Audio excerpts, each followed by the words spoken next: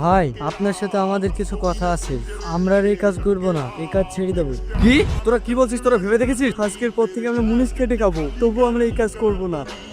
কি ভেবেছিস তোরা? শোন, এই কাজে ঢোকা খুব সহজ, বেরোনো অত সহজ না। চল এখান থেকে।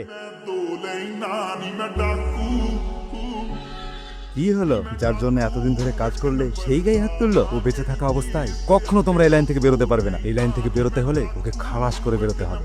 এই নাও, রাজকে শেষ করে দাও। কি ব্যাপার, আপনি আমাদেরকে এখানে ডাকলেন কেন? কাল একটা ডিল আছে, সেই ব্যাপারে কথা বলার জন্য ডাকা হয়েছে। আপনাকে তো আমরা আগেই বলেছি আমরা আর কাজ করবো না। হুসালা, কানের গোড়ায় শুধু একই কথা। তাহলে তোর মনে মনে এই প্ল্যান ছিল? বিশ্বাসঘাতক।